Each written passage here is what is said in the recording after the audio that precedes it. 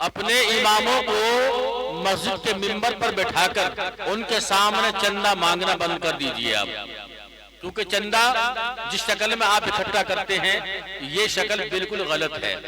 آپ امام صاحب کو پاس میں بٹھا کر کے ارے بھئی فلانا چندہ نہیں دیا امام صاحب تو فلانا چندہ امام صاحب کو نہیں دیا، ارے امام ہے وہ آپ کے،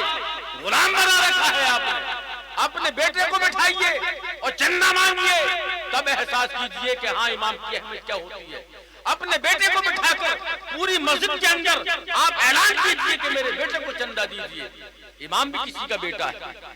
وہ کسی کا لال ہے، کسی کا جگر کا ٹکڑا ہے، آپ اس کو چندے کے نام پر ٹاؤچر کر رہے ہیں، آپ اس کو بدنام کر رہے ہیں۔ اراکین کمیٹی ہر مسجد کے اندر ایسے بننا چاہیے جہاں بنا مانگے بنا شور شرابے کے اگر کمیٹی میں دم ہے ایسے لوگ اس کے اندر چلے جائیں کہ چندے کا ذکر بھی نہ ہو اور امام صاحب کو تعاون بھی ہو جائے۔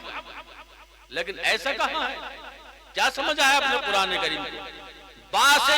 آپ بسم اللہ الرحمن الرحیم بات سے قرآن کریم شروع ہوتا ہے اور ناس پر ختم ہوتا ہے، ناس پر ختم ہوتا ہے، بات سین ملا کر کیا ہوا؟ بس، یعنی سب کچھ ہے اس کے اندر، بس ہو گیا۔ اب کہا الٹا کیجئے آپ اس کو، سین وہاں سے اٹھائیے اور با یہاں سے لیجئے تو کیا ہوا؟ سب، بس سب اسی کے اندر ہے۔ اب جب سب اس میں ہے تو سب کا بدلہ آپ نہیں دے سکتے، اس لیے سب کو دفع کیا ہے وہ اللہ نے کیا ہے اور آپ امام کو بدنام کر رہے ہیں۔ قرآن کا بدلہ آج تک نہ کسی نے دیا ہے اور نہ کوئی دے سکتا ہے۔ ذالک الکتاب لا ریب فیہ، یہ وہ کتاب ہے جس میں کوئی شک و شبہ کا کوئی گنجائش نہیں ہے، کہیں سے کہیں تک کوئی بھی اس میں کوئی شک نہیں ہے کہ اللہ کا کلام ہے، اللہ کا قرآن ہے، اس کے اندر جو رب نے فرمایا ہے وہ ہمارے لیے نمونہ عمل ہے۔ اپنے اماموں کو اس قرآن کریم کو جو آپ سن رہے ہیں سن کر رسوا نہ کریں، بلکہ آپ محبت کے ساتھ میں اماموں کو چندہ دیجئے، محبت کے ساتھ میں ایسا تعاون کیجئے کہ آپ اگر گھر میں ہیں تو گھر میں مشورہ کیجئے کہ امام صاحب کو محبت سے چندہ دینا ہے، دلوں کی تختیوں کو کھولیے، دلوں کے بٹن کو کھولیے اور اس کے اندر جگہ بنائیے اماموں کے لیے کہ ہمیں امام کو بے ناپ تول دینا ہے، ہمیں چندے کے اوپر نہیں جانا ہے۔ لیکن کچھ امیر ایسے ہوتے ہیں غریبوں سے زیادہ بدتر ہوتے ہیں، وہ پورے چندے کی ریڑ مار دیتے ہیں، پورے چندے کو خراب کر دیتے ہیں اور وہ اتنا ہی دیتے ہیں جتنا ایک غریب دیتا ہے۔ اپنی عادت کو بدلیے، اپنے آپ کے اندر ایک سدھار پیدا کیجئے، اور ہاں عید کے دن ہر آدمی کو چاہیے، ہر ہمارے مومن کو چاہیے کہ اپنے ہاتھوں میں کچھ نہ کچھ لے کر کے چلیں، اس لیے کہ امام صاحب کا مسافہ بھی ہو جائے گا، ان کے بھی بچے ہیں، ان کا پریوار ہے۔ جو امام آپ کو پورا مہینہ جگاتا رہا، اگر ایک نوکر بھی لا کر رکھو گے نا تو 20 سے 30 ہزار روپے وہ بھی لے لیتا ہے۔ اس لیے اگر خالی معمولی اگر ڈرائیور کو گاڑی پر لگا رہا ہے تو وہ بھی 30 سے 40 ہزار روپے لے رہا ہے۔ اور آپ کا امام جو آپ کے لیے دن رات دعا کرتا ہے، مصلی پر بیٹھ کر پوری قوم کے لیے دعا کرتا ہے، پوری بستی کے لیے دعا کرتا ہے، آپ کے مرنے والے کے لیے دعا کرتا ہے، آپ کے جنازے میں شریک ہوتا ہے، فاتحہ میں شریک ہوتا ہے، قرآن خوانی میں شریک ہوتا ہے، ہر جگہ کھڑا ہے، کاندھے سے کاندھا لگا کر کھڑا ہے۔ اگر کوئی خون امام صاحب کو کر رہا ہے، امام صاحب بھاگے چلے جا رہے ہیں، ارے وہ تمہارے ابا کے غلام نہیں ہے، وہ اللہ کے رسول کے غلام ہے، نائب رسول ہے، اس لیے ان کو ٹاؤچر کرنا بند کیجئے اور ان کی آمدنی کو بڑھائیے تاکہ آپ کے امام بادشاہ بن کر رہیں، غلام بن کر نہیں رہیں۔ اپنے اماموں کی خدمت کیجئے، ان کا وقار پہچانیے، ان کی عزت کو پہچانیے۔ یہی وہ مصلی ہے جس پر کھڑے ہو کر میرے آقا کبھی خطبہ فرمایا کرتے تھے، یہی وہ مصلی ہے جہاں سے میرے آقا نے نمازوں کو ادا کیا ہے اور اپنی گناہگار امت کو دیا ہے کہ میرے بعد مصلی کا کوئی رہنما ہوگا تو وہ میری امت کے علماء ہوں گے، میری امت کے حفاظ و قرہ ہوں گے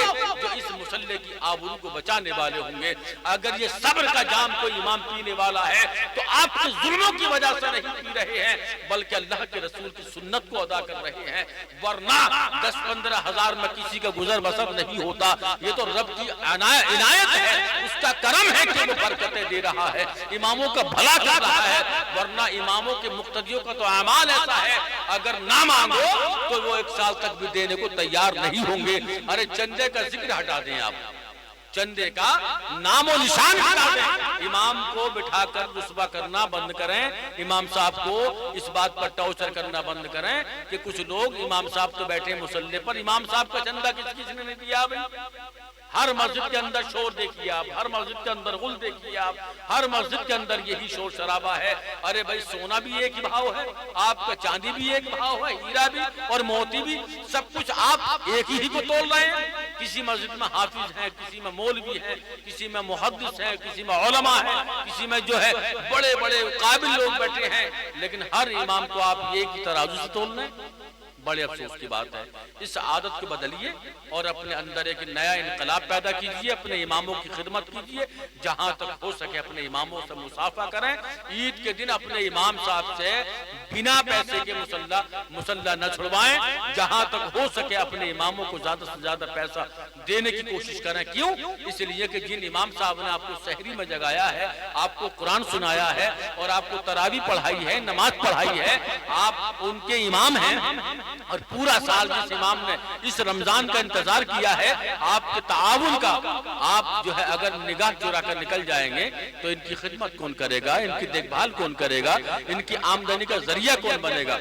ورنہ یاد رکھیے امام ہمیں تلاش کرنے پر بھی ملنے والے نہیں ہیں۔ اگر ہم یوں ہی لاپرواہی سے ان کی خدمت نہیں کریں گے، اگر خدمت نہیں کری ہم نے ان کی، تو ہم ایک نہ ایک دن اپنے اماموں کے لیے ترسیں گے اور یہ امام ہمیں کہیں دور تک بھی ہاتھ نہیں آئیں گے۔ وقت رہتے سمجھ جائیے اور اپنے اماموں کی خدمت کیجیے، زیادہ سے زیادہ اماموں کی تنخواہ بڑھائیے۔ جب تنخواہ بڑھے گی تو لوگ سوچیں گے کہ اماموں کی اتنی تنخواہ ہے تو اپنے بچوں کو تعلیم حاصل کرائیں گے اور اپنے بچوں کو پڑھانے کی کوشش کریں گے، عالم دین بنائیں گے، حافظ قرآن بنائیں گے۔ آپ کے تعاون سے ایک بچہ عالم دین اگر بن جائے گا تو آپ کو لے کے دنیا سے اور آخرت تک کام آئے گا۔ اللہ سے ہمیشہ دعا کریں اور ہمارے بچے عالم دین بنائیں۔